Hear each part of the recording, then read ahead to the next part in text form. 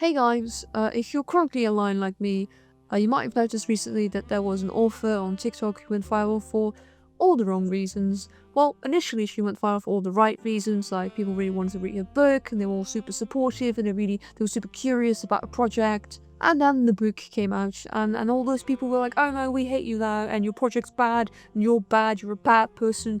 I'm not a big fan of drama, but this one stuck out to me because I felt a sort of kinship in a weird way. Like, we had a lot of things in common. We were around the same age, we both have passion projects that we're really passionate about, we've both been working on it since we were children, the list goes on. I haven't really gone viral on TikTok for all the wrong reasons yet, but other than that, we have similar stories. Well, I mean, similar, like, life stories, not, I don't have, like, a young adult book in the works, that's not my passion project, but you know, there's similarities, and considering that she's going through what I can only imagine is like the worst thing to go through as a creator, I was scared. I'm scared. What if my passion project sucks? What if it's also bad? What if my art baby is garbage and should have been aborted a long time ago? So that's what we're going to talk about now.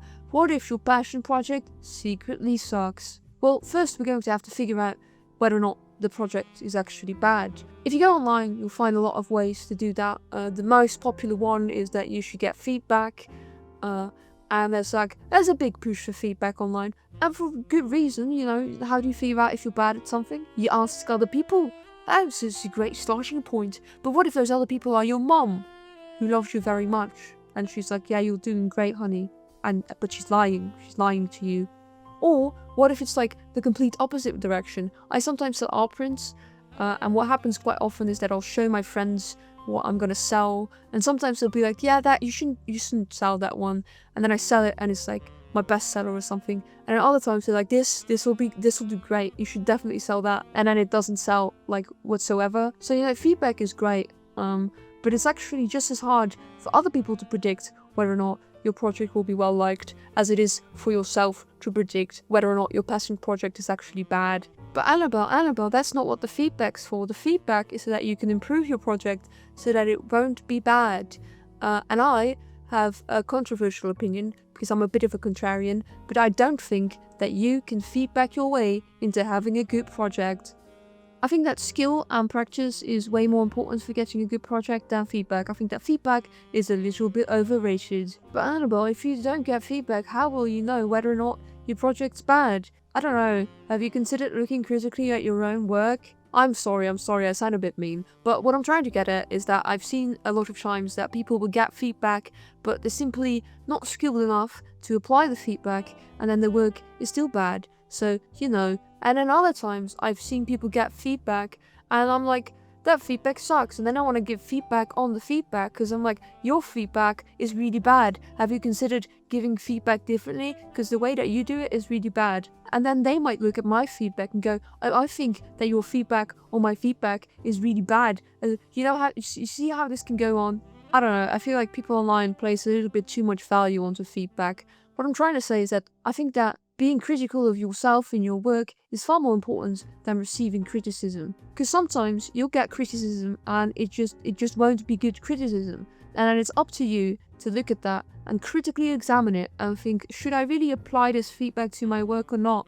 Like how I said earlier that, you know, some people would say that I shouldn't print something because it wouldn't sell well. It was ultimately up to me to decide whether or not to print and sell these works. Because if you just start mindlessly applying all the feedback you get, first of all, your work is going to sort of lose a central voice, and secondly, you probably are gonna make it worse because if you're uncritically applying feedback, then you're just, I don't know how to explain this. There's this notion online that you should follow all the feedback, and feedback is always good, but that's a lie. Half the time, the people giving you feedback don't even know what they're talking about, especially if they're not specializing in the thing that you're trying to specialize in. Like if you get feedback from some random person on your writing and they're not a writer, maybe their feedback's not super valuable. Yeah. So yeah, I think that having a critical eye is far more important than receiving feedback. You can never be too critical of your own work, is what I like to go off of. Annabelle, how can you say that you can't be too critical of your own work? It's because it's an oxymoron. It's not.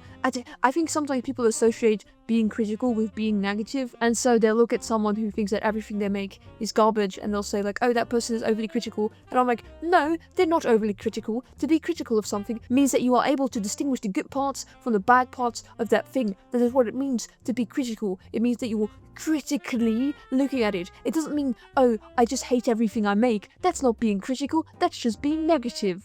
I think in the past, you would judge whether or not you're good at something based on your own skill, which is a great way of judging yourself. But now, we judge ourselves based on the perceived skill of other people. I see a lot of people who will look at a good movie and then they'll look at it and think, oh my god, I could never be this good at making movies because look at me, I'm just a wee little guy and this man is like a genius and he made this incredible movie. I could never live up to the standard that I've set for myself. It's like, okay, calm down. But then other times, people will look at bad movies and they'll think like, oh, if that could have been made, then I could definitely be a movie maker, cause look at this garbage, I could definitely make something better. And I think that both of these opinions are wrong, actually, for the same reason. When it comes to people who look at things that are better than them and then they feel terrible, they tend to forget that the people who make stuff are people, and the only thing that distinguishes them from the audience is that they put in a lot of time and effort into their craft and then they became good at it. And that's why you think that they're like a creative genius. In fact, that's the interesting part about the creative genius. The word genius is literally derived from some fancy Greek word. I don't remember. I learned about this in like an art versus reality video that I'll link that I thought was really nice. But basically, it means that you're superhuman. A genius, it's like a godlike talent almost. I guess when you think about it like that, that one Kanye clip makes sense where he's like, who do you think you are? And he's like, yeah, a god. I just told you, I am a god. I don't think this is useful. I don't think this is a useful way to look at creative work. In fact, I think it's very harmful. You shouldn't do that. Stop it. And then obviously, on the other hand, I think this is very much propagated by the internet and the tendency of those how I would correct this movie videos where they're like, see this garbage movie that we can all agree on is garbage. If I were to make it, I would rewrite the script like this, and then it wouldn't be garbage. And I, being a contrarian, of course, always looked at those videos and thought, I don't think you could make a better movie. Yeah, I know my opinion might not be super valuable because I basically say no to everything. I like to call this false confidence. Usually, you get confidence from doing something well, and then everyone around you is like, dang, you did that well. And then you're like, dang, I did that well. And then you get confidence. You're like, I can do this thing well. False confidence is when you look at someone else doing something badly, and because they're so bad at it, you just sort of automatically assume that you would do a good job at it, but you haven't done a good job at it. You just sort of looked at someone doing a bad job of it, and just sort of assumed that you automatically would do something better, but that's not how that works. It's like when you see those videos of athletes doing these incredible human feats at the Olympics, and then sometimes people like to make these videos where they're like, dang, this person fell down, and then everyone's like, oh my god, that's so embarrassing, they fell down. And it's like, you probably couldn't do that, could you? No, you couldn't, you're not an Olympian. Sometimes when we look at people who are so good at something, they make it look easy, and then when someone then comes and they do it badly, we think like, oh, what an idiot, they should have just done what the guy before did. And it's like, okay, but the guy before did that because he's incredibly skilled at what he does and he put in a bunch of practice, and you haven't done that. You are not that man. Sit down. This is how you get a lot of creative projects like that one movie that the Critical Drinker made, where, he makes his living from criticizing films and being like, oh, that's so bad. And then he makes a film and it's bad.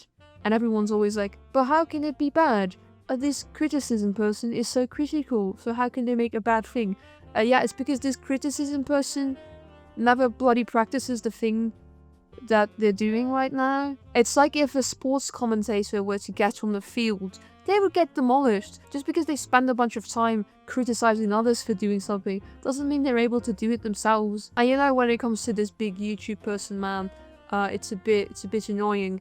But I have seen this sort of mentality trickle down to non-YouTube criticism people. One time, I had a girl in my class, and she told me that if she was a teenager and she got like a couple of million euros to make a feature film, that she'd make a great feature film. And I was like, as a teenager in high school, and she was like, well, yeah, if you look at Cats 2019 and you see how bad that movie is, I'm sure I could do a better movie. And I was just astounded by the level of arrogance. This girl had never made a feature film before, but she was so convinced because she'd seen a bad film that she could make a good film. And I was just surprised. I am convinced that this is part of the reason why we have bad movies, because a lot of people assume that they can make great movies, but they've never actually done something like a feature film before, and then they make one and they realize that it's actually pretty hard. But then Annabelle, how do you know if you're good? You don't know if you're good. You're just good or you're not good. But knowing whether or not you're good, I don't think that's the most important part here. I think that the most important part is that you become good. Whoa, but then why are all these people bad at what they do? It's because they don't practice. Okay? I don't know why, for some reason with creative work, we seem to forget that the reason why you get good at it is because you do it a lot. We sort of have this weird idea in society that, you know, people who are good at creative work, they're just sort of blessed by God or something. That's not how that works. You know that one saying, like, an overnight success was made like in a decade or so? I don't know what the exact saying is, but basically the same applies to creative work. But Annabelle, I thought that being critical was more important than getting feedback. Yeah, I think that being critical was more important than getting feedback, but you know what I think is even more important? Practice! Again, second time that I've said it. Oh, but Annabelle, you said that last time. Yeah, and I'm gonna keep saying it because it's true. It's true. You know, the main ingredient that you guys are missing is just practice times time and being critical of your practice or something like that. There's this weird notion that we have in society, and I think it goes to two extremes, which is one, that when people see someone who's really good at it, they're like, oh my god, that person is insane, above, like superhuman in some way. And then the opposite reaction is, it is impossible to be superhuman, so they must have tricked us into believing that they're superhuman. Do you guys know Tim's Vermeer? If you're unaware, Tim's Vermeer was a documentary where this guy called Tim wanted to recreate a Vermeer to show that Vermeer wasn't actually a genius, he was just a hack. And he used secret special techniques to pretend like he was super good at painting, but he wasn't. He just used this weird little life hack in order to make these realistic paintings. And the criticism against the film has always been that Vermeer was a massive genius person guy, and you couldn't even comprehend how big this man's brain must have been, because us mere mortals could never hope of recreating something like what he made. So no, he didn't use his special secret technique, he was just a god. I think that both of these assessments are wrong for wildly different reasons. First of all, I hate the idea of the creative genius. I think it's false, and I think it is born out of a lack of knowledge about the creative process. And this idea that Vermeer was just like a hack, I think is false, because it's just stupid. I'm sorry, I don't get how they came up with this idea, it's just stupid. But also, you know, just because someone can do something incredible after spending years practicing it doesn't mean that that's like impossible. It is a well-recorded fact that people were used to paint really realistically without the use of photography, and the idea that Vermeer in particular used the camera obscura to make his paintings and that there's no other way that he could have made them this realistic is just weird and slightly ahistorical. Because there's like plenty of examples of other painters in his time who also worked incredibly realistically, and there's like no evidence of them using the camera obscura to make their work. I don't get why people single out Vermeer. Apparently it has to do with the fact that his works kind of look like they use the camera. That's the whole thing. That's the part that annoyed me the most about this. It's become like this sort of common fact, like a sort of fun fact that Vermeer used the camera in his work. He didn't! He didn't even do that! You know what the evidence is that he used the camera for his work?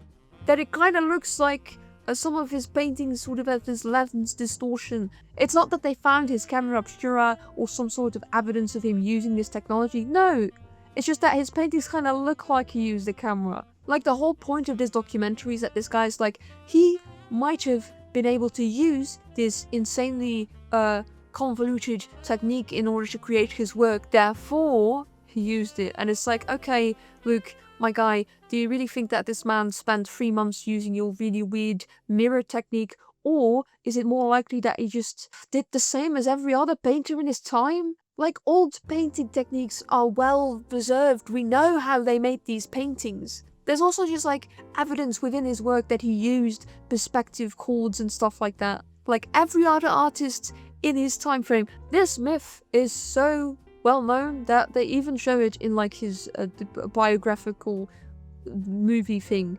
It's so weird. So yeah, so I kind of dislike both of these worldviews because I think that both of them sort of dismiss the importance of practice and perseverance when it comes to being an artist. Sometimes people ask me how I did a specific thing and then I demonstrate it and they're like, oh my god, you made it look so easy. I'm like, yeah, it's almost like I've been doing this for 10 years. And it's almost like they're unconvinced that there could be a difference between us that is not explained by some sort of secret trick that I'm hiding from them. And it's like, no, it's just practice, my guy. Obviously it's specific practicing techniques, but overall it's also just time. So yeah, I sort of lost track of what I was talking about. Oh, yeah. How do you know if your passion project is bad? You don't.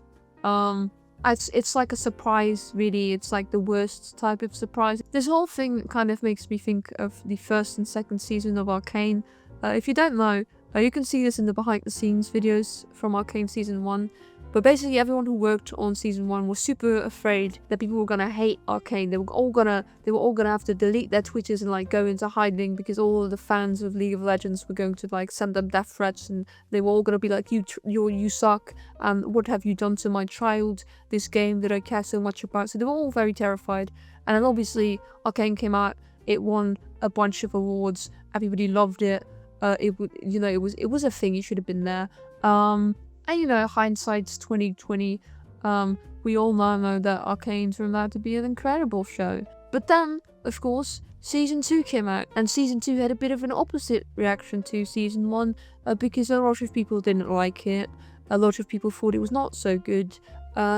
Me included. I didn't like Season 2 that much. But again, this kind of shows that you can't really know whether or not your project's going to be great. If even people on the professional level are unable to tell whether or not people are going to like their creative work, then how are you going to be able to tell? You're just like a little baby boy. You're just like a tiny child. And we can see that probably in both scenarios. They didn't really know how the public would react to their creative work. And that's terrifying, because that means that even in the big professional world, you can't really know whether or not people are going to like your stuff. Like if these big professionals who made an incredible piece of work and then they came back and they made a not so incredible piece of work, won't even know how like audiences will react to them. How in the hell are you, as a small baby child person, supposed to know whether or not your creative project is trash or smash? I should cut that out. You can't know whether or not your project's good until all is said and done. I guess that's not completely true. There's probably like things that you can look at, like you could get feedback, you could think about it critically, you could practice. If you practice for like 10 years before you do your big passion project thing, then it's probably going to turn out better than if you do your big passion project on day one, But in the end, there's no surefire way of knowing whether or not your project's great or bad. It's always going to be a surprise. That's terrifying, that's super terrifying. And that's where we're at now.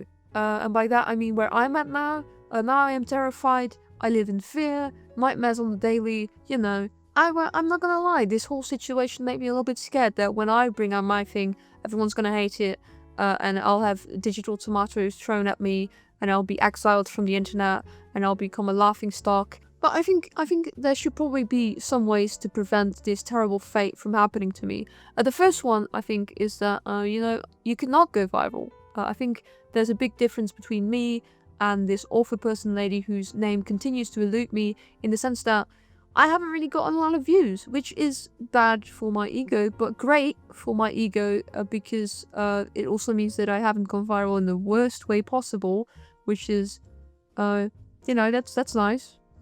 That's already a nice start. When you're young, you post your stuff online, you might not get a lot of views, and that might make you sad, but next time you post something and you get 2 likes, remember, at least you're not going viral in a bad way.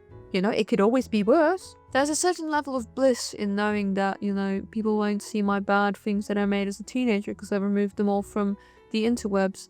On the other hand, you know, I feel like this is a space that's slowly shrinking as I get older. When I was a small wee child, all of my terrible animations sort of were dropped in the void of irrelevance because nobody cared about the stuff I made when I was 12. And obviously as a 12-year-old, that made me a bit sad. But now, as a 20-something, that made me very happy that no one made fun of me when I was 12. It is one of my big fears. I don't have to have this fear anymore because I'm no longer 12. Actually, I think the fear is worse now. I feel like a 12-year-old being bullied, that makes people feel bad for the 12-year-old because they're like, why would you make fun of this small wee child here? A bit like a 20-something, I don't know, you should grow thicker skin or something. Yeah. See, like if a 20-something makes fun of a 12-year-old, that's embarrassing for them.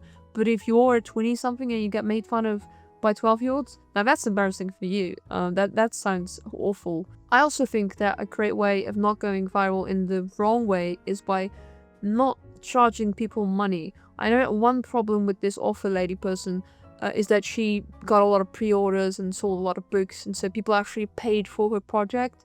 And because of that, they feel a bit entitled, which you might be arguing that they're not allowed to be entitled, but I feel like this is the nature of money. If you involve, you know, money with something, people assume that you are going to make something that's at a professional level, and they are not going to be as accepting of your flaws because they gave you a part of their paycheck that could have gone to anything else. And on the one hand, I'm like, you know, you gave that money willingly.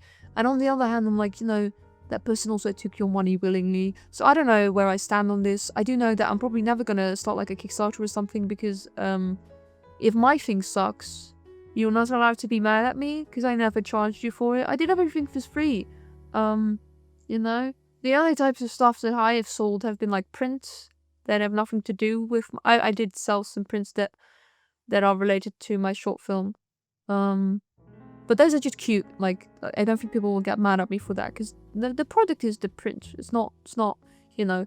But other than that, you know, no one can get mad at me because I never charged money for my short film. You know, so that's great. Little life hack. But now we should get to the meat of the video, which is does your creative project suck? Is that still the title? Oh, I don't know, maybe I changed it. But now we should talk about what I've been trying to talk about for the whole video, which is how to know if your creative project is bad and what to do if it is bad.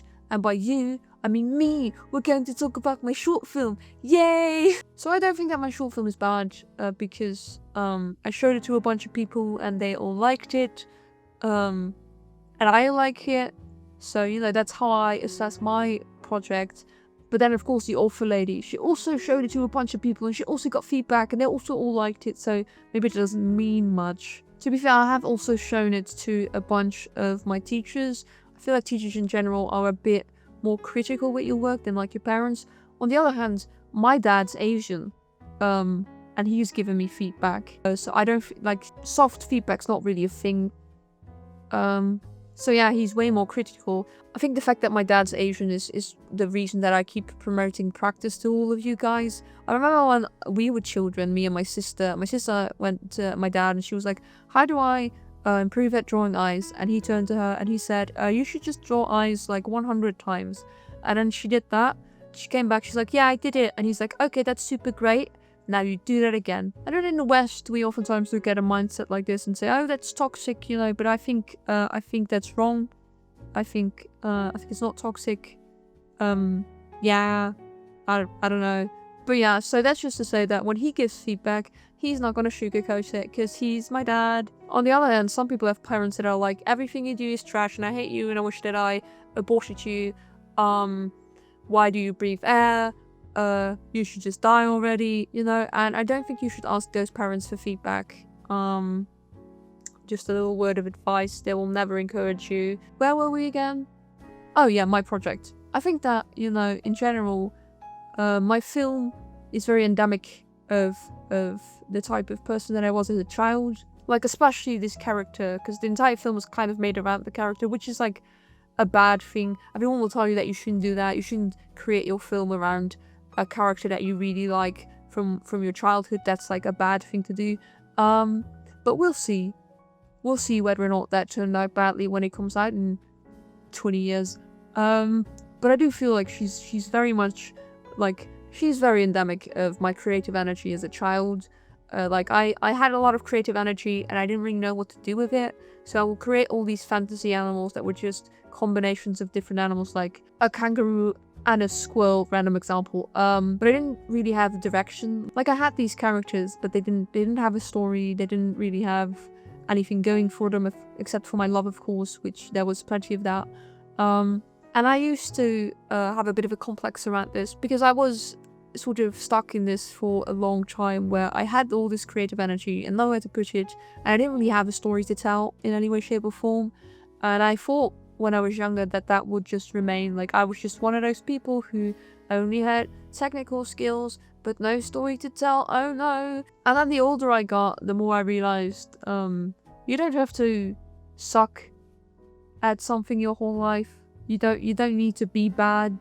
You know, in fact, I would encourage people to be bad when they are teenagers, because, you know, actually, no, that's the conclusion of this video. What to do if your passion project is bad? Nothing, because you're allowed to be bad. You're allowed to suck. I'm allowed to suck. There's no shame in sucking. I mean, I should stop saying suck. Everybody's so afraid of making bad things nowadays. You should make some bad things. I made bad things before. I made a bad short film. It was bad.